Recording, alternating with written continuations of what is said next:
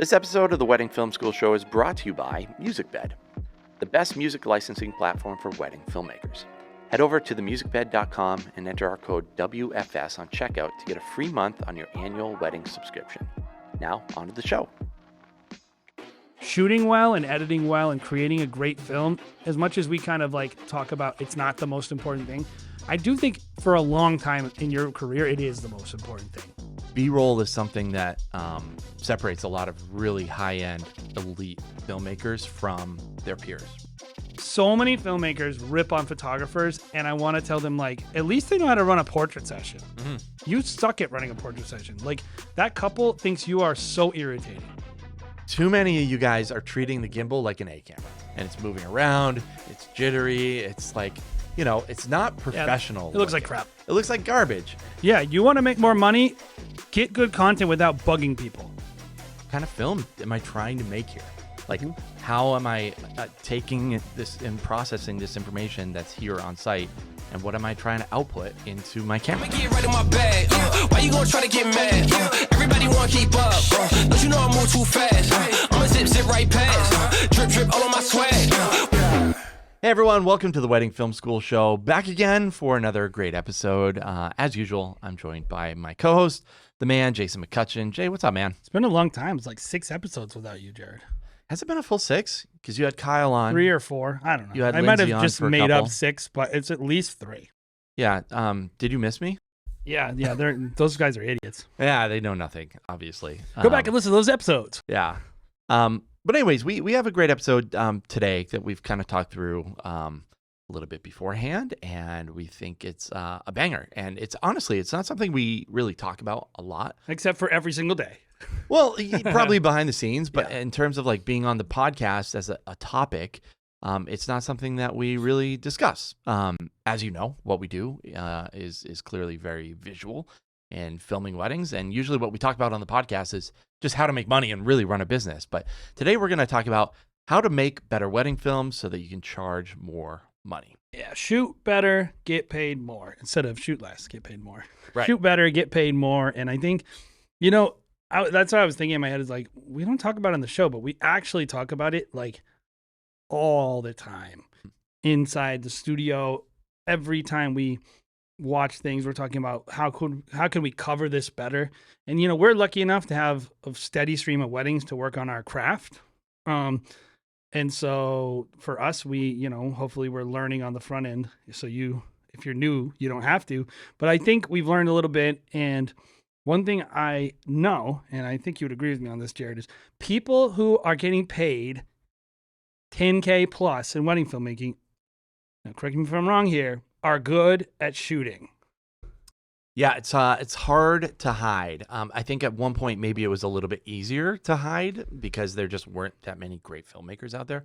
But nowadays, I mean, you turn every which way direction and you're just like blown away by the talent. So, Yeah. The world of luxury weddings, which is primarily dominated by planners, have taken notice. And the people that used to be established, I think, are getting less work because they just aren't as good anymore, right? So Maybe. I think at the end of the day, though, everyone's good. You're not going to get you're not going to get where you want to be. Maybe it's not $10,000, but whatever you want to be in your market and you need to shoot well. Mm-hmm. You got to shoot well. And like shooting well is a big key to editing well and storytelling well. And ultimately, most importantly, branding and creating a product that people are attracted to. And I think, we talk about sales a lot, right? Not just us, but I think across the wedding education land is sales. And there's some shooting stuff, but I think a lot of it is primarily driven at sales and marketing. I think a lot of people kind of assume like filmmakers, well, they know how to do that, but what they don't know how to do is sales and marketing. And I watch enough film critiques to know, actually, many of them do not know how to shoot. And I don't say that as a rip on people. I say like, if I was to talk to them about their business, the first thing I would tell them is, you should probably shoot better. And so I guess the question I wanted to start with is, what do we mean by shooting better? What is good shooting? Well, I think it's probably a handful of things. This conversation is kind of hard because there's literally a million things that go into it. But obviously, I think covering an event well, Yeah. from multiple camera angles. You know, on a wedding day, clearly you have a lot of different types of coverages you have to do. Your basic event coverage, your ceremony, toast, dances, having the camera angles to be able to tell the story right and well, having your backups. So like enough gear to get the coverage you need. That's good shooting. But then also shooting better can also mean shooting a better portrait session. It can mean shooting better surroundings. You know, there's a lot of different types of shooting that I think can elevate your film. Yeah, and I think better is where you get subjective, but in some ways. But I do think like there's a baseline standard of like this is good and this is bad. And so hopefully in this episode we're gonna kind of like outline some ways that you can shoot better in some areas that we think a lot of people struggle in, or maybe people who are doing really well, they've kind of paved the way to show you almost a template, like do this really well and it will work. Do this really well. This is good wedding shooting as wedding filmmakers. And by the way, I wanted to kind of premise with this too, which is I think you need enough gear, right? I think having enough gear is more important than having the best gear when it comes to shooting well in wedding films. But I don't think it's primarily about like, there's like a baseline quality you need. Like if you're shooting a camera that's super noisy, lenses that are just cheap looking, you know, you might need to upgrade. But I don't think this is primarily about the quality of your gear. And I know some people that are like, I always see a guy on a forum who's like, I shoot weddings on red.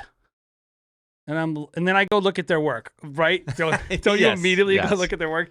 Yeah. Never once have I been like, dang. That is so much better than what someone else shooting on a 5D Mark IV I've seen shoot a wedding. So no, yeah. So it's not about just having the best gear or any of that. We're not talking about that. We're talking about coverage and technique and just thinking and being intentional with your camera so that you can tell better stories, kind of elevate the story, maybe more appropriate stories. So anyway. Yeah. And to prove your point, it's just like, look at the best filmmakers in our industries, the Ray Romans, the Sharons, the people that have been doing it at a really high level for a really long time. I think Sharon, does she still film on a 5D Mark IV? No, I think she just upgraded, but upgraded. but a lot of these people are not DSLR. Yeah, a lot of them are not shooting. So they don't just go with the trends. They're not always upgrading their gear. So it's not, you know, you're not working with like a shitty camera, but at the same time, you're not working with a red, right? You know, you're not working with, you know, I think a lot of people tend to think like, oh, if I just had that piece of gear, it would elevate my films. And I think this discussion, what we hope to talk about today a little bit is like, what are the things that are outside of just gear that really make a film feel intentional and really elevate, you know, a film, that are outside of just the equipment that you bring. Yeah. So why don't you kick us up? What is the first thing that I think that we're going to kind of talk about in terms of shooting better so you can get paid more and maybe like, let's kind of set it up with, by getting paid more, obviously a lot of you guys, we're looking at like $10,000 filmmakers. To me, that's like, I don't know if it's a holy grail, I would say, but it's where a lot of people really strive to be. That's like the beginning of like a super high-end market. That might not be what's better for you. You might be like a $2,000 filmmaker. You're trying to get to that $4,000 place. So keep in mind, like, you still need to shoot well though. So, but when we say get paid more, it's like, okay, whatever you're striving for, I think shooting better is a part of it. Yeah. I think the first point that we want to make is understanding the features of the wedding film that you're trying to make and what was sold, right? Yes. There's a lot of different types of wedding filmmakers out there. There's a lot of different types of wedding films out there, a lot of styles. Different types of weddings. Right. And so, you know, and when we talk about this, we talk about maybe like a ballroom wedding, and that can range anywhere from, you know, the Four Seasons to the Holiday Inn. Those are all kind of ballroom weddings, right? You have your elopement films, which are, you know, on the side of Yosemite. You have your resort weddings, which are usually in, you know, resorty type of areas that are a little bit different than ballroom, but have maybe maybe they have some ballroom elements, but it's also very different because it's, you know, a destination wedding. Yeah, and those are just locations. I mean, there's even like different storytelling methods. Mhm. You know, whether you're doing lots of audio or like doing, you know, I've lots of just audio that's like in the speeches. Well, what if you're doing lots of audio that's basically happening during first looks and during, like, there's a lot of ways you can tell these stories. Yep. And so you got to kind of know what it is you're trying to communicate. And also, you know, this is a thing that I always think is interesting is like a lot of wedding filmmakers, you might be one of two places. One is like you're just getting the basics as a filmmaker. And at that point, I kind of don't think you should worry so much about this exactly. Like if you're showing up on the day and you're still struggling to white balance your camera regularly and consistently, and you're struggling to match your cameras, and just like you're at that stage in development, I kind of think like just nail those basics. Right. Like always start with the basics. That's really like, we're kind of assuming you know the basics, but always start with the basics. If you know the basics though, and you're at the place where you have already kind of like you just without thinking or adjusting your exposures and white balances, and you really know your camera well and know what it can do, I think then you start looking at what did I sell this person beyond just 6-minute highlight film? Right. What's the narrative structure? What is the brand? All that stuff. I think, you know, and even talking to that person who's charging, you know, $1,000, $2,000, like, you know what you're going to get on your wedding day, most likely. Think about the elements that are naturally going to be created, right? Mm-hmm. You're probably going to have some toast. You're probably going to have some moments in the ceremony. You know, maybe there's not really a lot outside of that. Maybe they want to do like a private vow reading. Like, that's cool. Like, know what you're getting. Know what your assets are that you're going to be capturing. So then you can take it in your head and say like, okay, this is the type of wedding film that I can make just based on the assets that I get. That's a mistake that I think we made early on, was like, you know what'd be great is if we took them on a date beforehand and then we did all these things. And then we're trying to push this narrative that just really wasn't there. Well, the couples didn't want to buy it. We didn't have the opportunity to make that film. Yeah. They didn't react well to it. They were like, what are we doing again? You know? And so I totally agree with you, and just like nailing, that's I think what you mean. Maybe I don't want to put words in your mouth, but like nailing your basics, knowing like, hey, I can create this type of wedding film based on just the assets that are created. Maybe it's a basic wedding film, but that's okay. Like, if you nail a basic wedding film, I mean, one of our companies has made a whole career the last 13 years and makes 7 figures a year doing that type of wedding film. So by basic film, we don't mean bad. We mean like chronologically driven. Yes. In the edit. You're not creating any moments, minus maybe shooting details. Mm-hmm. But you're just shooting what's in front of you for the most part all day, and you're knowing I'm going to basically tell a story that's this person got ready, then they got married, then they did some portraits, then there was a party. You know, that makes it, I always tell people, it's like, they're just weddings. They're all the same. And they're like, oh, no, my couples are all special and unique. If that's the case, how come I could show up to weddings with 0 conversations with the couples and shoot just as good as you? Mm-hmm. Why is that? Because they're all the same. Mm-hmm. And when you know that, you can make a certain type of wedding film without even thinking. That discussion is like, it's like yes and no, but like I agree with what you're saying. The couple might be different, of course. Like, not everyone are robots. But the assets you're going to get from the assets wedding. That you get from the wedding are very much the same. Like, people are going to give toast, right? They're going to get married. They're going to have They're going to walk down the aisle. There's going to be some sort of family portrait session, some sort of couples portrait session. Yep. There's going to be tables you have to take pictures of. There's going to be dresses you have to take pictures of.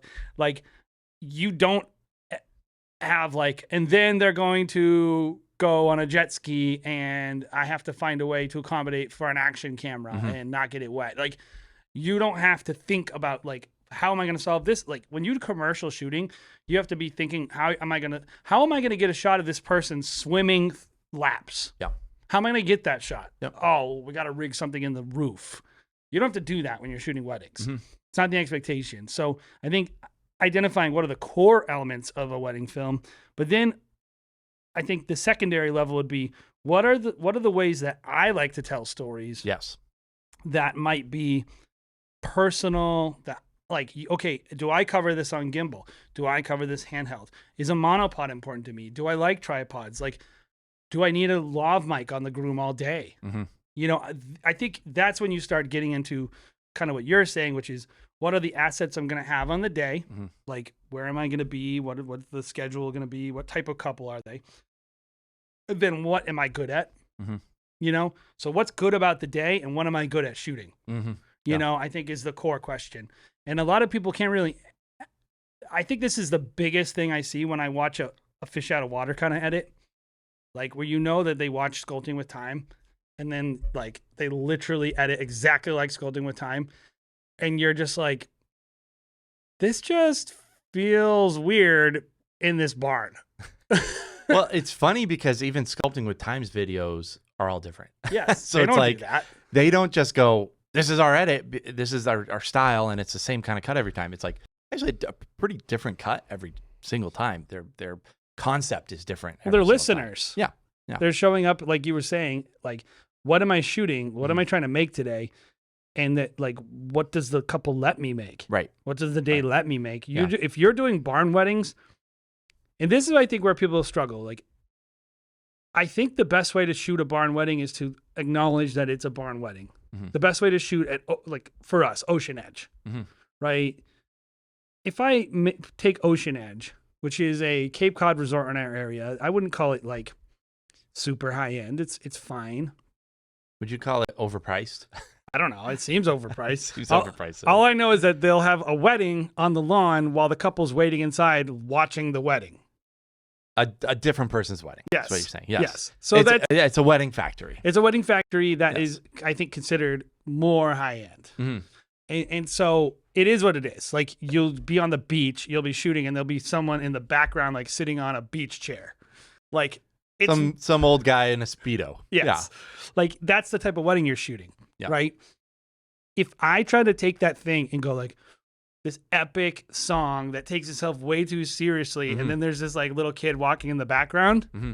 and like people in their bathing suits, it's gonna be weird. Mm-hmm. And so Yeah. I don't try to make that film when we shoot Ocean Edge. Yeah. And I tell our team, like, hey, we're not making that film. We're Yeah. making a different film. We're making a personal film. Yep. Yeah. And I think that's really critically important. You know, I've noticed that even in our Huxley work. If you don't know, Jason and I have a separate kind of a luxury brand company that people can hire, the two of us personally. And we've kind of fell into that trap a little bit of like trying to create like, okay, now that we're charging people a lot more money, we need to make everything feel like this super luxury product. And actually most of the work that we've done recently is like Aspen, Colorado. That's not Paris, France. Like we're trying to cram a, square peg into a round hole a little bit. And the most success I think we've seen is like, hey, this is what it is. Let's just make it a really good version. Well, of we don't that. end up editing what we want to. What we want to make is one thing, and then we end up getting the film in the edit bay. And I don't think we've screwed up on the shooting side really so Yeah. far, but we could have. Mhm. But I think like that's the thing. We're like, well, this is who these people are. This is what we're doing. We have to cover it this way. Yep. Right. And I think a lot of wedding filmmakers, they don't have a strong vision. And I think we're not talking about developing a vision, I guess. Like that might be a different podcast. Yeah. Is like, what do you want to make? But I would say just in a general sense, shoot the wedding that's there, not the wedding that you imagine. Mm-hmm. Yeah. And I think it's fair to maybe try to stretch yourself and stretch the couple a little bit, but trying to make something that is just like I said, square peg, round hole. Like I've seen that happen over and over and over again. Like this person's trying to make this wedding film, but the assets they have is just entirely different. Well, thing. and you got to be ready to pivot on the fly too, right? Like Yeah. if you were like planning on having all these beautiful table details and then you don't get them, Mhm. or you're planning on having this great portrait session and then you don't get it, Mhm. you got to figure out a way to rescue that film Mhm. just through shooting. Mhm. You know, like you got to shoot more B-roll or more of this or Yep. more of that, and that starts with just a strong vision of what you're trying to make and what you could make. And Yep. I don't know like how to teach someone that without putting them in the experience. I mean, that's all it is though. But I think having the experience is really important, but also what are you taking out of the experience and taking it into your next So experience. here's my right? question then. Say somebody is shooting, Mhm. not even Ocean Edge, right? Like just basic country club weddings, maybe even like local hotel weddings. Sure. You know, stuff where there's not nice decor because there's no planner. The DJ is bringing in the world's ugliest lights. Maybe the couple isn't super crazy, like dressed up and beautiful all the time, and they're just like, listen, I'm doing the best I can with what I got here. Mhm. Like, how do you elevate something that isn't inherently elevated? Yeah. I do think I just finished editing a photo wedding, and I was just like, there wasn't really much here that I enjoyed. But what are the things that I know this couple will really enjoy? I think there's always something there. Like, maybe not. Maybe they're like, we don't care about the wedding film at all. I think that's going to be pretty rare. Sometimes we've encountered some people like that. But I think, do they care about their family? Do they care about their friends? Do they want it to feel something I always ask people when I'm on the phone with them on a consultation is just like, how do you imagine the day playing out? Is it something that's going to be a rager of a party, or are there sentimental things in the day that matter to you? Me and my friends, we're going to be crazy on the dance Every floor. single person. You've yeah. never seen anything like us. Oh my gosh, it's going to be, I promise, our friends are crazy. Okay, yeah. Wow, I've never seen dancing like this. Yeah. Yeah. So, and this is a big thing. Is like, I really believe this in a wedding film. You're not necessarily capturing a person in as far as like who they are. You're capturing the most idealized version of how that person sees themselves. Right. So what is that? Well, yeah. Are they a party animal? And does that matter to them? Are they like, those are the days when I was in college. We had freedom. It was fun. I want to shoot that in that person and make that person feel like they're that person. Yeah. Does that make sense? Yeah, and I think a lot of it is, first of all, there is dud people in dud weddings. Yeah. So there are weddings that are just not going to be that good. Yeah. So, you know, with that in mind, most weddings, I think, if you realize that, like, okay, this beautiful decor that, or Tuscany, beautiful location, or this beautiful person who is a narcissist who spends all their time on their body, whatever it is, that is important to them. Mm-hmm. Those are just those are just traits of that person. Mm-hmm. And so when you show the beautiful decor, you're showing their trait. Mm-hmm. You're showing something that's important to them. That's why I think that's actually really important to put in the film. And it's not just planner porn. It's actually, like, for instance, I was talking to a groom the other day, and he talked about all this decor that his mother-in-law is buying for them. And he said, I really want that in the film because I want to be able to tell people, I want to be able to show my kids how great their grandma was. Yeah. So, like, all that stuff is a part of them. And so imagine they don't have that stuff, the stuff that we traditionally associate with good shooting. What are the traits about that person that you can draw out? Everyone has a trait that's important to them, that makes them unique, that you can feature in the filming. And really, the editing is where you have to be thinking. You have to be editing while you're shooting. You have to be saying, like, okay, we shot a wedding a couple weeks ago. And the couple they weren't the most luxurious couple. You did photo, I did video. They were really, really, really sweet, though. Mm-hmm. And I could tell, like, when I walk in the house, the dad is like, you guys want some party pizza? You guys want spinach pie? Like, I could tell pretty quickly, like, okay, this isn't going to be this type of wedding. But what I have to grab onto is these people connecting with each other and having a really nice time and laughing and having fun. So I have to make a film, throw everything I thought I had out the window. Mm-hmm. I have to make a film that highlights these people's connection with their family. So I immediately have to start shooting them talking to each other. Yeah. I immediately have to spend more time in the family portrait session. I have to make sure I get a lot of this bride laughing and smiling. So I have to shoot in between. Mm-hmm. Like, so as the second I meet the couple and start to see how they're interacting, I shot a wedding a couple weeks before that. Second I meet the bride, she will not speak to me. Every time she's not on camera, she's frowning. Yeah. And I immediately go, okay, this is a wedding where I have to tell a fake story. Mm-hmm. Like I have to shoot differently. I have to shoot not the in-between moments. I have to get posed moments. I have to shoot a lot of table details.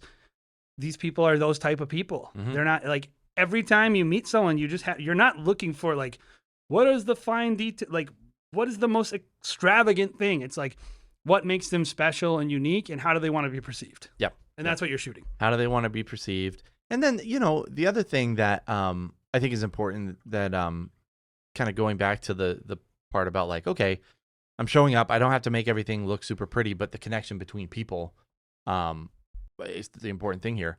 Oftentimes when you shift to just filming that, they're not going to be in the best light. They're not like the things that we care about. It's going to be much different. And we just like usually like I find myself having to photograph things like, how many times are you at a wedding, Jay, where they're like, make sure you capture all my sorority boys doing our chant. And you're like, oh, okay, your dumb chant. Or that chants are kind of fun, actually. I don't mind chants, but some song like, oh, we always listened to the Backstreet Boys when we were in college, so we're gonna listen to the Backstreet Boys. Except they're not. They're all gonna talk the whole time, and it was gonna be. You're just like something that you and I will, and anyone listening to this will never ever care about whatsoever. It's just you're not ironic. It's not interesting.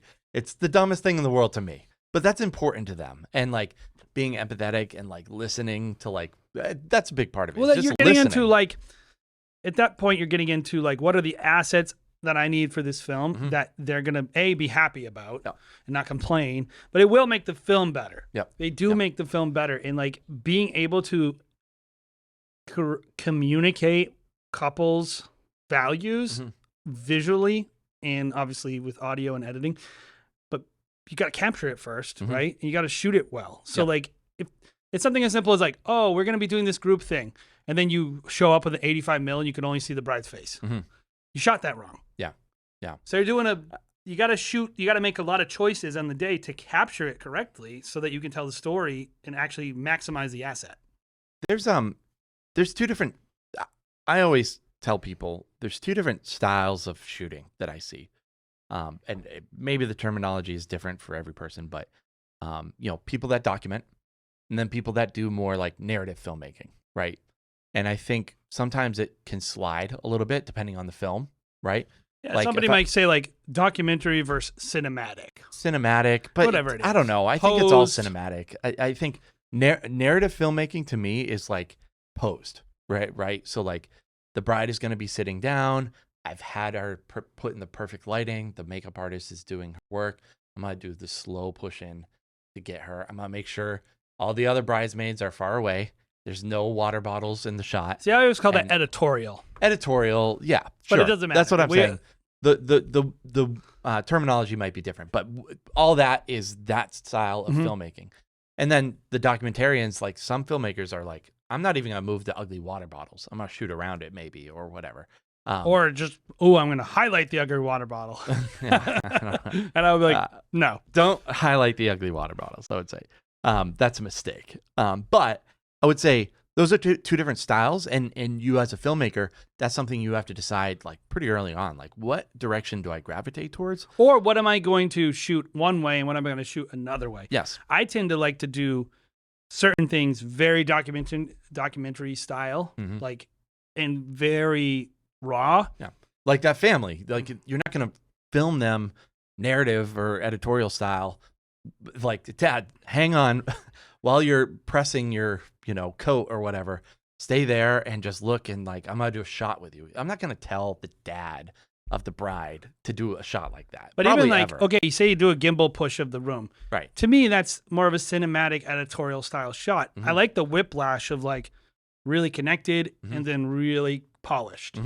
Like that's what I like to do as a filmmaker. Yeah. Like have a lot of details that are really polished mixed with people that are really authentic.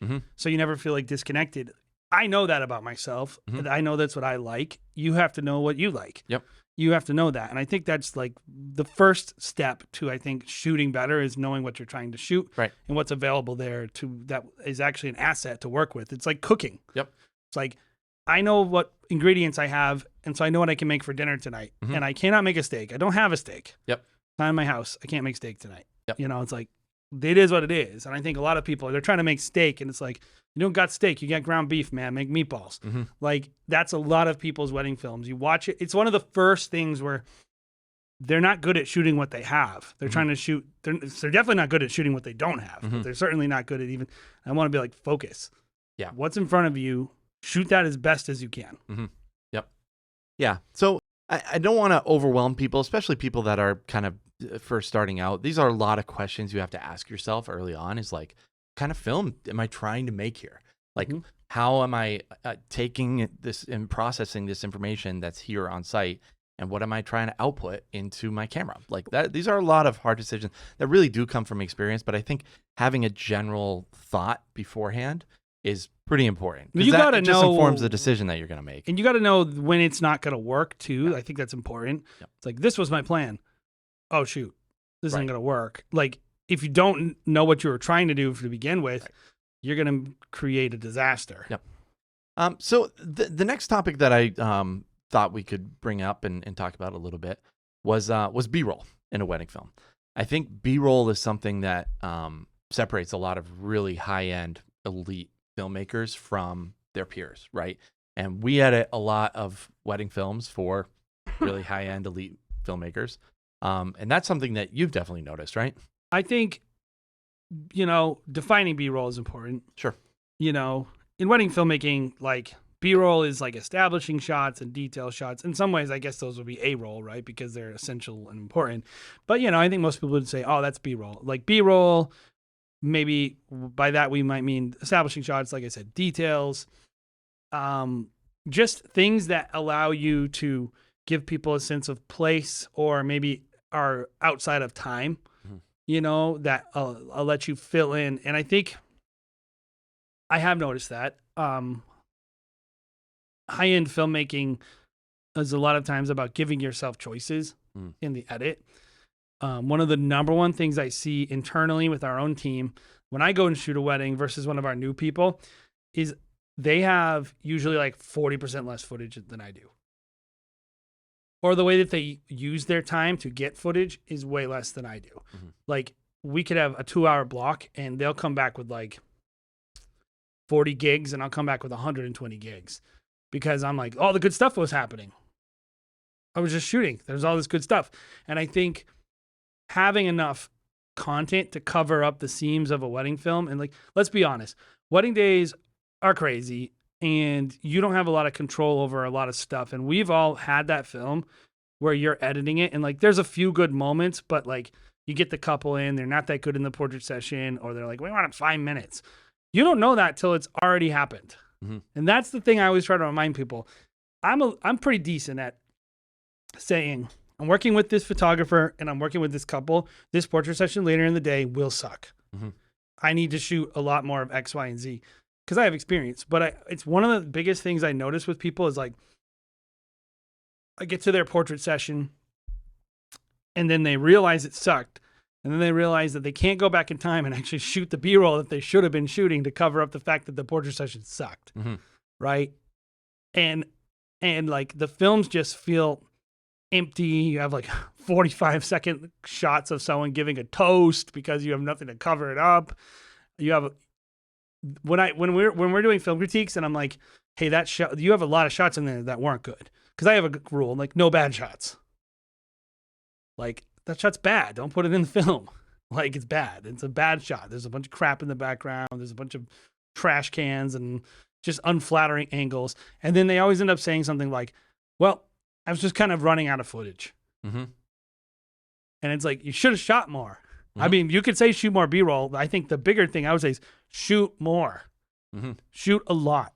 Period. Like, I think in general, a lot of people think it's like more sophisticated to barely shoot. And I'm like, don't be cute about it. Stop being precious about it. You have plenty of, if you don't have enough cards to shoot the wedding that you need, go spend $400 and buy a bunch more cards. But like, shoot a lot of content and give yourself options. Yeah.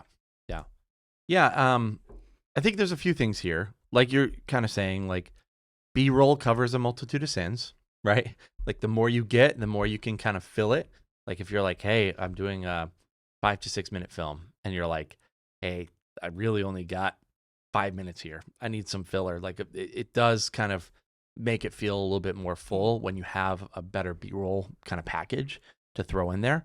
It's the easiest way to elevate a meh day that didn't go super well, and it's the thing that will separate you in the market. Is if people are like, wow, my wedding was awesome. Yeah. The other thing I was gonna say, well, two other things with B-roll is it does give you a sense of place, right? Mm-hmm. Like some of the best films that I've seen in the last 3, 4, 5 years. I think about that. Always think about when I think about good B-roll in a wedding film. Think about that 31 Films. One of their many 31 Films Jackson Hole videos. Jackson Hole. The one with the horses. Yeah. The light coming over the hill. I don't remember anything about the wedding. I just remember that awesome B-roll. I quite literally can't remember the couple at all. Right, but I was blown away, and they watched a couple watches that one film, Jackson Hole, horses, the whole thing, and the next Jackson Hole couple goes, "Oh my God, I need that. I need those horses. I need those freaking horses." That's just based on the B-roll. It's not based on the stupid wedding. It's just based on the freaking B-roll. So like B-roll covers a multitude of sins. It helps you stand out a lot more if you're good at shooting B-roll. Well, and if you want to be high end and luxury, your B-roll is going to have much more in common with your next couple than the couple. Sure. So like you are like, if someone gets married in a spectacular place or has spectacular details or whatever it is, your way of communicating that, I think, is much more in line with what the next couple is going to get than how you shoot the couple. Mm-hmm. Mm-hmm. And so it's really important to have, because it's like that couple might have a hard time seeing themselves in the couple in your film, but they will see themselves in your B-roll. Mm-hmm. And then the last point I was going to make in terms of B-roll is you can always go and shoot B-roll. Like you mentioned it at the very beginning, like B-roll lives outside of time. Like you don't even have to shoot B-roll on the wedding day itself. And you could probably get away with it as long as your weather is similar. I think about a downtown Boston wedding. I could go the next day. I could go the day before. I mean, you could even buy it, I guess. You could buy it potentially to elevate your film. Like, hey, I just want to show more of the city and give people a feel of like being in an urban center that is Boston. You could do a lot of things there that just, is outside of the wedding day. I think people are overwhelmed on a wedding day, especially when you're first starting. Like, I have to shoot this. I have to shoot this. Boston's this big city. How am I supposed to go shoot a B-roll package that could take 4 hours to do? And then, you don't have to charge people for shooting a better film. Well, this is the number one reason why you should. This kills people's films is when people charge photography style pricing on their package construction, and they do like 6 hours, 8 hours, right, 10 hours. It's like, don't freaking do that. That is the worst idea. If you're listening to this as a filmmaker, that will ruin your film. I'm not saying you don't have a limit. You need to have a top end limit. Yep. Maybe 8-hour package, 10-hour package. Maybe you do it that way. I personally don't. Yeah. Because first of all, I'm not going to do anything else with my day. So what do I care? Yeah. All of our packages are a range. They're a range anywhere from 6 to 10 hours of coverage. Well, no, specifically what Jared means is our packages literally say 6 to 10 hours. We don't have a 6-hour package and a 10-hour package. Yeah. We literally tell them when the story's done. Right. That's how we shoot. And so I might, exactly what I'm saying. If I was like, hey, I didn't get enough footage B-roll and it was really cool, or there's supposed to be this great weather the next day, maybe I go back and do shooting the next day, like for a few hours, and then I bring my wife and kid down and we get breakfast, and like that's something I can do. But I'm also gonna go an hour early and just shoot B-roll. Sure. That's the thing is like I'm not like the planner said come at 1, and then I'm leaving at 9. Yeah. Yay! 8-hour day. It's like and then you look at the schedule. You're like, when am I gonna shoot B-roll? Right. Like that. This is the thing that this is the definition of tripping over quarters to pick up pennies, which is like if you set up a package that helps you make worse films, you should be making your best possible film every time you go out. You should not charge people more for you to get better. Right. You should charge them more for just longer films or more work or more coverage or more deliverables, but you should shoot a freaking dope film every time you go out. Right. And that means like give yourself time to shoot the B-roll. Right. Don't charge someone for like good film. Yeah. Like, because that's only hurting you. Right. Because the next time you put your portfolio out, like, I'm having a hard time getting good films shot because no one will pay for my top package. Mm-hmm. You're an idiot. Why are you structuring it that way? Yeah. Structure it in such a way, like maybe you give them like, oh, I'll give you an Instagram teaser, or I'll give you your speeches, or I'll give you this. But I'm not going to deny myself that sweet, sweet B-roll. Mm-hmm. That's going to actually make my film sick, because it's like, okay, you might not be willing to pay for this film, but if I shoot good enough, someone else will, and I can elevate and I can make more money. Mm-hmm. Yep. The next topic that we had talked about was having good presence, right? Yeah. On the wedding day. How does having good presence force you to become a better filmmaker? I think it's like, how does a good bedside manner help a doctor to be a better doctor, right? Totally. I think it's a good comparison.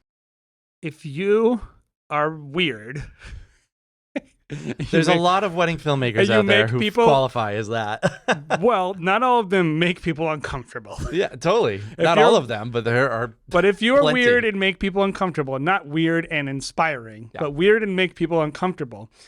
If you don't know how to talk to people, if when you're around people and you're shooting them, they're thinking, wow, I hope this person leaves soon. I don't think that's most people, but like that's an extreme example, right? Your footage will suck. And so whatever range you find yourself on, the ability to connect with your couples and the vendors around you. And I think your presence on the day is how you dress. It's how close you stand to people. It's the volume you speak at. It's when you choose to talk and when you don't choose to talk. And I don't know that I think there's probably some definitive bad things you can do. Yeah. But I also think like there's things that you do that maybe are more about you, like how to get the best out of you, how to get the best out of the type of film you make. You know, when I shoot with certain photographers, I know I don't have to do anything. And like if I bring certain things to the table, it's going to overwhelm the couple. You know? And so like I'm calibrating my presence based on who I'm shooting with. And some photographers, they're really low key and everything's, oh, wow, guys, so great. And I know like the couple wanted to hire that. So I just shut up. Yeah. Right. I try to match their energy, you know, and I know like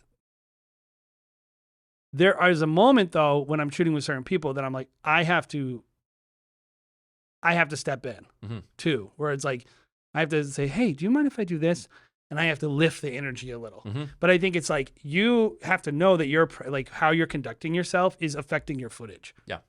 Like even something as simple as this, if you're talking the whole time and you're saying like, oh, I want to shoot people interacting and they're interacting with you, you're killing your footage. Shut up. Totally. So, and they're looking at your camera. Yeah. Yeah. So it's weird. I would say the other thing is a lot of people trying to shoot more of that editorial style. Like if you don't have that trust with a couple, like it's not going to look the way you want it to look. Yeah. You're going to be asking, they're going to look uncomfortable. Especially on video. Yeah. If you're asking them to do a lot of weird things, like they're not going to trust that you know what you're doing. If you've made them feel weird all day, like, wow, why is he asking us to do all this stuff? This is annoying. Then it's going to be really hard for you to get the shots that you want. And you got to understand too, like, I think a lot of filmmakers, especially early on in their career, they kind of expect, you know, brides to just be models and be professionals. And just like, they don't understand the fact that, no, this is like just a living human being who's not used to being on camera. Like they're not going to feel comfortable with you doing all this stuff. And so when you do a lot of asks, you're going to slowly realize like, hey, this person's feeling more and more and more uncomfortable and more annoyed with me. And obviously you're not going to get good footage if that's the case. Well, even something is like as simple as like, I have 2 or 3 poses I ask for every wedding, right? And they're based on the fact that I know how to communicate what I want in a way that I can say it really fast and the couple doesn't feel dumb doing it. There are things I would like a couple to do, and I'm just like, I don't know how to ask for that. So I don't ask because I don't want the couple to be uncomfortable. But even when I ask them to do this simple little thing, something as simple as like how I react to what they do, like, wow, that's exactly right. That's amazing looking. Like you being supportive to the person. And like a lot of photographers do this. So many filmmakers rip on photographers, and I want to tell them, like, at least they know how to run a portrait session. Mm-hmm. You suck at running a portrait session. Like, that couple thinks you are so irritating, and you're making them so uncomfortable. Maybe you should take notes. Like, they're literally, like, doing something that you can't do. So, like, I always am looking at photographers and trying to take notes. How are they getting couples to relax? How are they getting to pose? Like, and I do also make notes when a photographer's reacting really positively to stuff that I hate. Yeah. Oh, that's beautiful. And I'm like, I don't think that looks good. I think that looks like really bad. Yeah. Like, it looks weird. Like, this is uncomfortable. Those are times I need to be a little more present on the day, because I'm like, all right, this is going to look like crap. But that being said, I also know I can't push it too hard. Mm-hmm. Like, that couple they already did an engagement with that session with that person. They have an expectation of what it means to get their portraits taken. Yep. And it's not me. Yep. It's that photographer. Sometimes you got to think about it like, what does someone's trust tank look like too? Like, a lot of times I'll work up my personality throughout the day, not really ask a lot, like just help, make jokes, make people feel comfortable all day. So then when I really want to do something that I'm like, this is going to make them feel uncomfortable, at least my trust tank is full and I can be like, hey, I'm asking you guys to do something that might make you feel a little uncomfortable, but I promise it looks awesome. I want you guys to do this. Both look at my camera. I'm going to do a move. And then, that's it. Then I do it really quick, and I'm like, oh my God, that was amazing, guys. That's all. I got it in one take. Great. And then we can go to the cocktail hour. That's how I'm gonna spend that currency, right?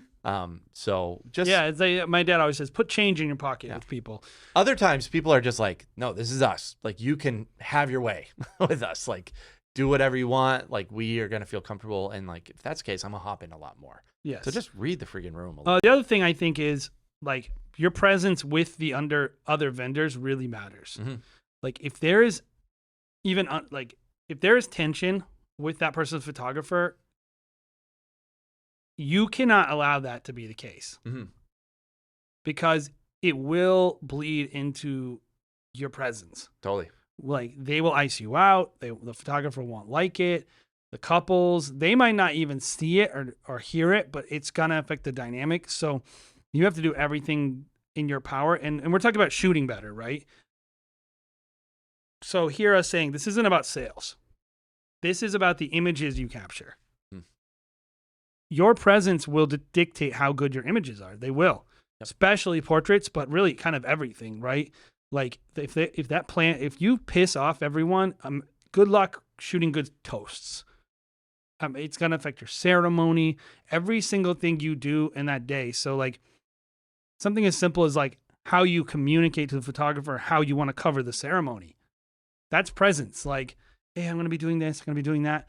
Like, a lot of times, most of the time, people are complaining about their shots getting blocked. I'm always like, if you were a more considerate person, you wouldn't have that shot getting blocked all the time. I'll tell you this. Doesn't happen to me. I don't ever get my shots blocked. Like, ever. Sometimes a person will walk in front of a toast. Yeah. Because that's kind of a tough environment for everyone. There's tables everywhere, and there's only so many good angles. And I'm giving them such good light. Of course they want my angle. Yeah. So photographers do like the 60Xs, man. Yes, they do. but in general, like, I don't have these major issues. Some of it is because I don't care about them walking in front of my wide shot a few times. Yeah. But some of it is because of how I communicate with the photographer, how my presence is, even when I'm not talking, where I'm just actually planning on being. Yeah. I'm like, I know this is what they need, and I don't want them in my shot either. So I'm going to do X, Y, and Z. It's like, how you handle the day does affect your shooting. Even if it doesn't seem like it's directly correlatable, it is. Yep. Item number 4 that we talked about was just shooting better events. So ceremony. Like your event coverage in general. Event coverage. Ceremony, toast, dances, cake cutting, bridal bouquet toss. Kind of what we talked about earlier, which is like the assets, but like these are like the boring things that we all take for granted. Well, and that's the problem with coverage here, is a lot of people are just like super complacent when it comes to this kind of coverage. And this is actually something that we've taken, I think, to another level this year. in terms of like not only how are we shooting these, but also the other element is like how are we lighting these events too. That's a big component, and a lot of people are super complacent. Like we get a lot of footage from plenty of other filmmakers again, because we do our own outsourcing. And you just realize even the really high end people sometimes have bad coverage of these events, With right? like one camera rolling and Right. like, you know, Ray Roman said something in chat the other day during the live stream. He said, you need to think about your toast as one of the most important elements that you capture on camera, referring to a person who shot a bunch of toasts and dances, like with a bunch of crap in the background and like shooting the wrong direction and just very unflattering angles and just really sloppy kind of shooting. And he was like, this is the gold. Like if you shoot a toast and they say something great and it also looks great, like that's definitively a roll. Yes. Like you need those moments to look good. And the tricky part is you are doing a live event with very limited setup time. So you do need to have like a scheme that you're operating off of. Like this is how I shoot X, Y, and Z, and try to do it the same way every time, in my opinion. Instead of always spending an hour setting up. I think it's not practical, right? But that being said, you need to care how it looks, and you need to care how much coverage you have. You need to make sure you have cutaways. You need to shoot this in a thorough way because you need this stuff as it's like that is your story, right? Mm-hmm. Yeah. It makes a big difference. You know, I think most of us are going to be using toasts in our wedding film. The majority. Some people are more music video I think style. almost anyone would use a good toast. Yeah. Yeah. And so doing a good job, and what do I mean by a good job? Like what are some elements I think of good shooting something like a good toast or a good ceremony that you would say? What are some elements there that are pretty important? Honestly, the thing I see the most is people aren't rolling early enough. Sure. They're like Doing pre-roll. Like it's like the person's like, "Hey guys, thank you so much," and then they start like, which is indicative of like someone scrambling. Yeah. Right. Don't be being ready. scrambling. Sure. Like when something's about to start, you should be ahead of that. Mm-hmm. And that means knowing your schedule. That means communicating with the people. That means being present. Mm-hmm. Like, don't go to the bathroom. Like if you look and it goes like, okay, they're going to do, this is a classic conundrum. First dance, welcome toast. Then we're going to do, the planner goes, then you're going to do serving salads, and somewhere in the salads, we're going to do the toast. Yep. Oh, it says 15 minutes. They're not going to wait 15 minutes. I tell my guys all the time, I'm like, I don't care what this says. Mm-hmm. The second everyone has a salad, Yeah. they are going to do a toast. Yep. And they might tell you they're going to tell you, and they might not tell you. Mm-hmm. There's so many moving parts here. Just stay by your camera, please. Stay by your camera or push play 5 minutes before then. Like record, you mean? Yeah. Don't push play. Yeah, If you push don't play, that would actually hurt you. Yeah. Push record. Yeah. And just doing that pre-roll, because I agree. You know, you don't want to be scrambling, because if you're scrambling, you don't have time to even think set up about your a camera. good shot. You're just trying to get any shot. I've known, you know, plenty of toasts that I've shot is like, I have my camera set up, looks perfect. And then everyone sat down, it looks good. And then I move away for 1 second, I come back, and someone shifted their chair over, just like, it could be like 5 inches. Mm-hmm. And now they're in my shot. Yeah, I think you're talking about like, that's the next level, right? Which is if you're ready early enough, like there have been plenty of times, say I'm shooting that setup, like you're talking about where the two people are sitting in front of the bride and groom's face. I might tell that person like, hey guys, during the toast, would you mind scooting here? And then they'll say like, oh, is this good? And I'm like, yeah, that's great. That's perfect. Like I'm spending that time where other people would be going to the bathroom, getting ready to make sure. And then like I'm saying to the person I will have a conversation with the people giving the toast. Say, hey, are you guys planning on moving around? I don't tell them do this. I don't really love that when people are like, do this. Yeah. It's like, do whatever you want, but what are you going to do? Yeah. And then they'll say, because what they'll usually say is, well, what do you want me to do? Yeah. And I'll say, I would want you to just stand right by that mic stand and not move. Yeah. That'll be great for me. Thank you. 90% of the time, that works like a charm. Yep. Like, I think to shoot better, it's a mix of anticipation and also pivoting. Mm-hmm. It's like, what are they going to do? Like, this is a big thing for me. Shooting recessionals, right? On my gimbal, and I'm walking back. and I'm not matching the groom's feet. Mm-hmm. I want to walk the same pace they are, so I don't have to do that thing where I way past them, stop, like, or they like stopping, like, and I'm just going back and forth, and it's just not like I'm not paying attention to what's going on, and I'm not pivoting to what's going on. But I've given myself like a pre-talk in my head.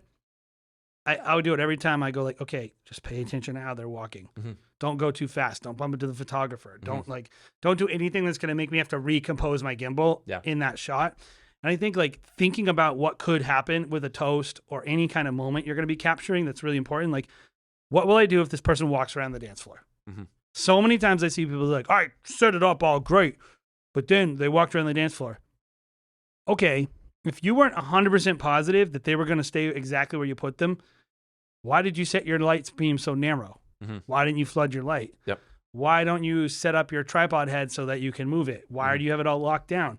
Like, you need to make sure that whatever's going to happen in front of your camera, that you have anticipated the things that could happen. And I think a lot of people, that's really hard for people. Yeah. I totally agree with you. I think having a good game plan is key. But then also being able to fall back on your plan B. Like, this is the thing. Like, usually plan B, to me, plan B is a gimbal.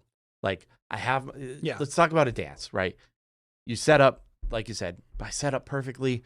I have my cameras on one side. I have my lights on the other side. So I'm shooting shadow side. Looks great. Everything is awesome. I have these different camera angles. I'm not doing crossfire. My audio sounds great. Everything is rolling. But then all of a sudden, they're standing up and they're even like dancing off the dance floor for some reason. They're dancing on. Or the worst is when they're doing a special father-daughter dance where they just turn around and face the audience and look at them the whole time. Yeah. And you have your camera just on their backs. Whatever it may be, it happens. Like, I've had to happen before. Exactly like I said, everything is lit. I have the whole dance floor lit in a way that no matter where they are on the dance floor, they'll be lit well. But then it's like a dance with grandma, and the groom is like walks over to her so she doesn't have to walk as far. We're gonna dance right next to this chair. People, we're gonna dance just in the middle of the tables. Like, and you're like, you can't predict that. People are just like, they're not predictable. Like, you can predict probably 90% of cases. In that case, I would grab my gimbal and I'm over there, and then hopefully my assistant is bringing a camera over, scurrying, but I'm able to cover it. Well, that's why exactly every time something starts, I'm always holding my gimbal. Yeah. Because I never know what's going to happen. It doesn't mean that I'm swooping around the dance floor the whole time. But I would also say with a gimbal, too many of you guys are treating the gimbal like an A camera. Like, you only record your toasts, you only record your first dances, parent dances, whatever, only with the gimbal. And it's moving around, it's jittery, it's like, it's not professional. It looks like crap. It looks like garbage. I would say the gimbal is the backup for those, and maybe a swoop shot here and there to add to those. To me, the swoop shot is cameras. B-roll, by the way. The swoop shot is B-roll. It's not A-roll. Like, to me, the swoop shot is like the hero shot that I use in the highlight film that I don't really care if I don't get it. No. Like, there are plenty of times where I don't get that shot because it's not appropriate. Or I don't have time. Yep. Because some crazy thing happens and I have to be locked down. Right. Most of the weddings I shoot, I'm the only shooter. Mm-hmm. So I'm like, and it's fine. I don't have any issue with it. And I will say this too, in terms of coverage, talking through your transitions is really important. Like, I have a big discussion with anyone who's second shooting with me about what are the major transitions of a ceremony. It's like the processional is this crazy thing, right? It's like all these people walking down. There's this, then the bride walks down, then everyone stands. So the conditions change like 3 times during that part. Then they have a handoff. You could have a time during a processional where all your cameras are set up and every single one of them is covered because everyone is standing. Good luck finding a tripod that will go over everyone. Yeah. Like, I don't want to be the guy who sets it up that high either. You look like an idiot. Yeah. Like, what do I do when I have, like, what's my plan? When everyone stands up and I have no coverage, how do I shoot that handoff? We had what's your plan when no one tells them to sit down? Right. During the ceremony. Yep. We had one of our guys this summer, unannounced. The groom got up and is like, "Hey, I'm gonna play a 3-song set," and he like grabs the band's guitar or something and he just starts riffing. and is like, hey, I'm just going to play music. And then the groom afterwards was like, hey, I want my 3 songs edited together as a separate video. And we're like, oh my God, I hope we covered that well. Like, we don't have a way that we ever cover that. And especially everyone is standing near on the dance floor. So it's not like you can get a wide shot on a tripod because people are just swarming it. So it's like, how do you do that? Well, Like, even another moment that I think you should know better about this. Yeah. Experienced person would ask this question and find this out. But I find a lot of inexperienced people, first dance, right? They have introduced the wedding party. Luckily, most people are only introducing the bride and groom now, which is great. Yeah, that's great. But a lot of people, this is like the You part don't of want to see people use the bouquet as the Oh, football anymore? freaking hate it, dude. Who do you cover? Do you cover the thrower or the catcher? Honestly, of the I'm not floral gonna lie. I don't care about covering that. I have never had, well, maybe once I've had people be like, can you send us the whole introduction? I do cover it, but if it sucks, I'll tell them you should not do that sucky thing. Yeah. Because it's really hard to cover, and I don't care. If I don't have to put it in my film, I would happy. Yes. That being said, what does happen is experienced person would find this out. Inexperienced person finds it out the hard way. They come in and everyone starts circling the dance floor, right? And you can see the person going chick, chick, chick, chick, and going around, and eventually they're right in front of your camera. Yes, yes. And like, I am going to tell, like, there are times I'll even go outside, tell the wedding party, hey, I heard you guys are circling the dance floor. If you're in front of my camera, could you not be, please? Or I'm going to tap you on the shoulder. Like, I'm letting them know, like, hey, I need to record this first dance. So I'm going to ask you to please, and if that person gives me attitude, I'm just going to say to them, excuse me. Like, I am not going to let them stand in front of my camera. Yeah. And I'm going to be ready for them to stand in front of my camera. And I'm going to expect that no matter what I say, they're still going to stand in front of my camera. Yep. That's up to you. The other thing I'm going to do is say, gimbal person, whether it be me or whoever it is, you need to be ahead of the crowd, stand in front of someone so that in case they stand in front of my A and B cam, I have time to adjust it. Yep. Like, that is what we mean by better coverage. Yep. Considering what is about to happen ahead of time, having a plan for A, B, and C. Well, this is like the absolute crap scenario. This is the best case scenario. And then adjusting before you lose any of that gold. This is the thing I think inexperienced people also don't do with events. The other day I was at a wedding and we had 30 minutes to do family portraits, a room clear, stunning details, cocktail hour, and a portrait session. And my second shooter, I was like, do this, do this, do this. He's like, you're just giving me a lot of instructions. I'm like, that's because that's what's happening. We have to cover all this. We have to this is 30 minutes and I'm going to use every one of these shots and I have to get them. And I'm going. Like I'm like, okay, I got to do 10 minutes and I have a game plan. I'm going to do 5 minutes with the family, go inside, do this, blah, blah, blah, blah. And I'm bouncing. And by the time I get to the set, like, they're done. There's nothing to capture for 30 minutes. I'm kind of standing around doing nothing, but I got all this important stuff and I had to get it and I covered it exactly how it had to be covered. Some people go, well, I chose not to do this. I'm like, why? Why don't you just use your time better?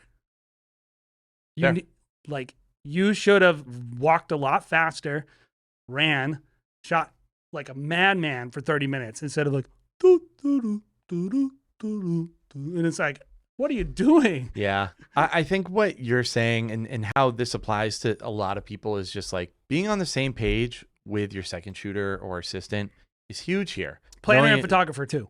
Planning and photographer too. The whole team has to be on the same page. It's very important. I can't tell you how many people are just like let those things kind of like happen and then they just react to it. I think having a good game plan is key. Having your backups. And then just having good communication is huge. Like something happens, you have to know how your second shooter is going to react so that they are covering or you're covering while they're adjusting, right? And like knowing this is where the shooting comes in is like, not only do I know where I need to be or how long I need to be there, but I know exactly how I'm going to shoot that room before I go in. So because I know I have 5 minutes to shoot this beautiful ballroom. I'm going to do 2 push-ins. I'm going to do some stuff around the florals, and then I'm going to do some close-up, and I'm going to leave. I'm done. I got all the shots I can get. I got to go. This photographer's going to leave. And I think ultimately event coverage is a lot about we are the ones riding the wave. Filmmakers, we're riding a tsunami. Like, you're not making the waves, you're riding the waves. And so, do you want to get wiped out, or do you want to like make it to the shore dry? Mm-hmm. And I think that's what a lot of it is. And thrive. Like what Ray said in that comment was just like, this is what essentially what Ray said, and this is what I took from him is, I've made a career of doing this and making this my bread and butter. Mm-hmm. I think about Ray's footage, and I think about how good his events are, how good his event coverage is. Yes. Like the basics. He just covers his basics so well. I don't think of Ray as someone who's like, look at these amazing portrait sessions he shot. He does those really well. But when I think about Ray, he's so solid when it comes to just covering his events. And then also, we're talking about shooting better to make more money. Ray shoots more of those events and sells the crap out of those event edits. Yeah, you want to make more money, get good content without bugging people.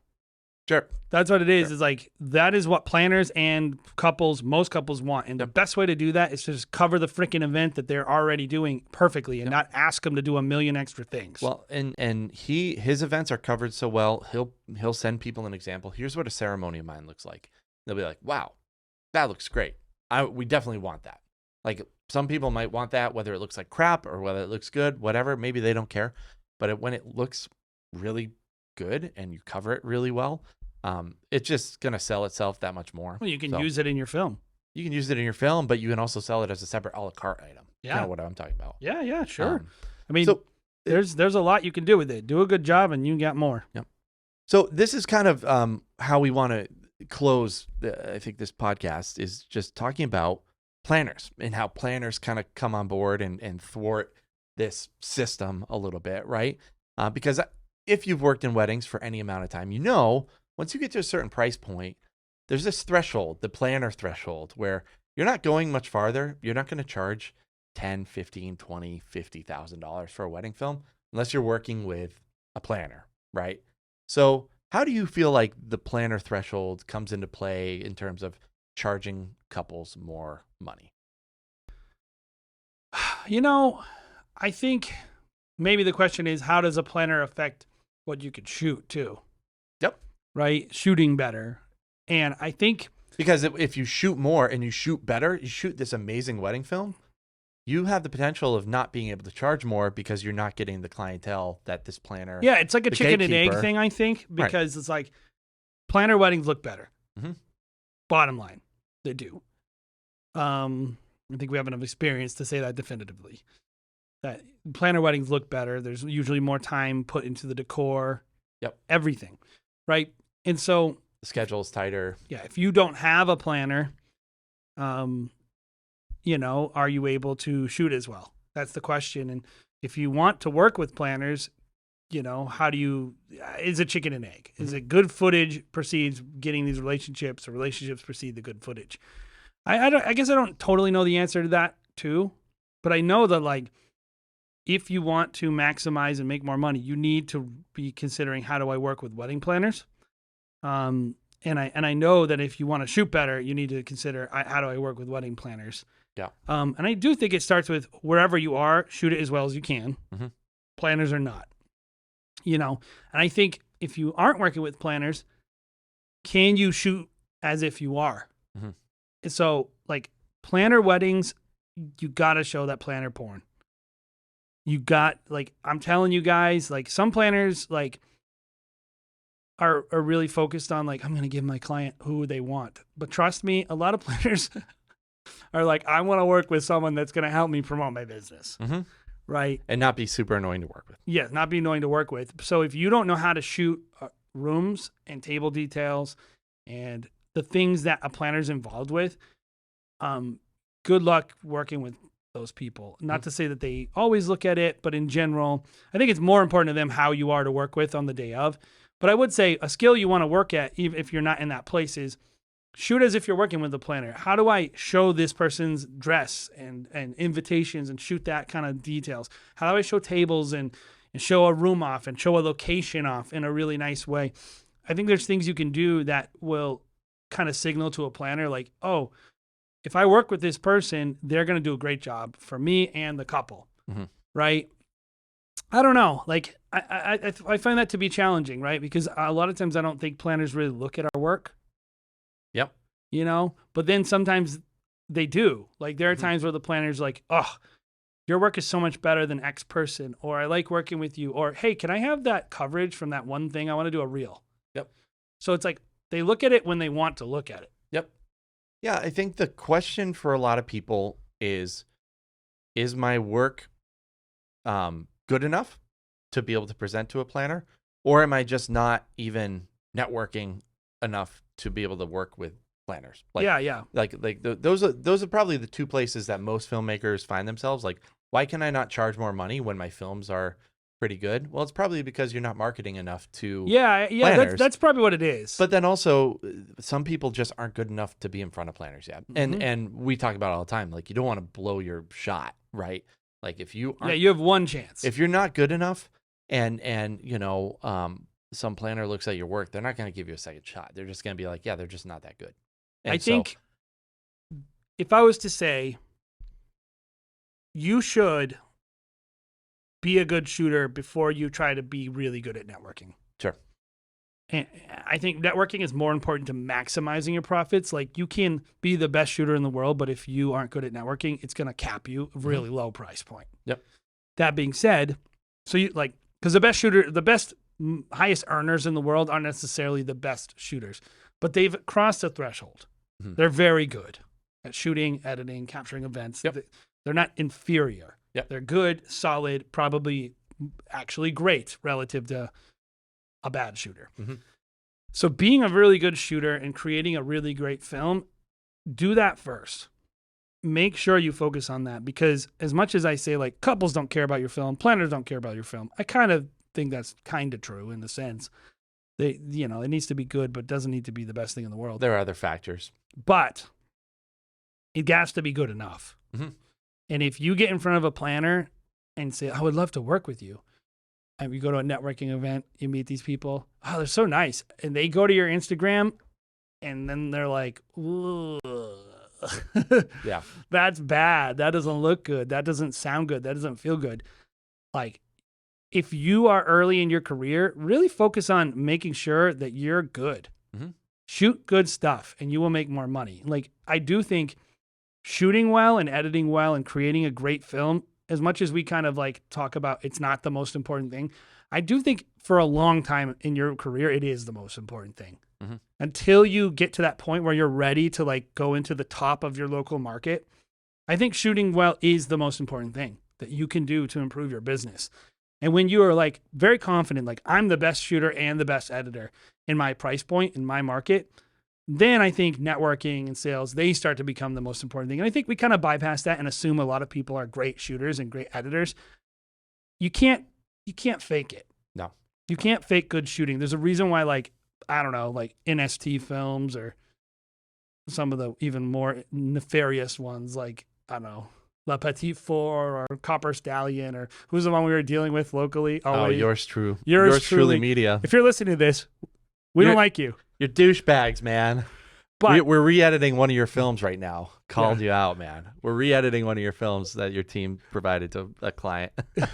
but there's a reason why those films like cause issues Yeah. after the client gets them, because Right. they're not good, Right. and the client doesn't know that. And it's like, so shooting matters a lot. And like, if you're, I always see people like, they get a film and they're like, oh, couple maybe they return my film, they're just not happy. And like, they're so demanding. And I'm like, quite literally go watch the film and I'm like, this film sucks. Like, the fact that you don't know that your film sucks, the couple does and I do, like, make a good film. Like, you know, obviously everyone has hell couples, but like most of the time, if you're getting a lot of bad feedback from people, the problem is you. Yeah. And if you need help learning how to make a better wedding film, submit to WFS Live, our weekly film critique session every Thursday at 1 p.m. Eastern Standard Time. Nice little transition. Yeah. As we wrap this shit up, I'm going to Ireland tonight, so I'm in a hurry, dude. Yeah, get out of here. Thank you guys for listening to another episode of the Wedding Film School show. as usual, subscribe. We have our YouTube channel just dedicated to the Wedding Film School show, in addition to Wedding Film School, the channel. Old school Wedding Film School. Where we do a lot of our normal kind of YouTube content. We just did a behind the scenes that was released last week. It's really, I think it's really great. Clearly, we're biased, but I actually think it's one of the best ones ever made in the industry. Possibly. Pretty good. I think it's pretty good. And, you know, I think people learn a lot from those behind the scenes. Like, I love putting them out there. There are a lot of work. Jason's been working on it since February, probably, to be able to put it out. Off and on, I would say, when the motivation came. We do have another one that's probably going to be released pretty shortly. Not shortly, but soon-ish as well. But yeah, guys, thank you so much for listening to another episode of the Wedding Film School show. And we will see you right here again next week.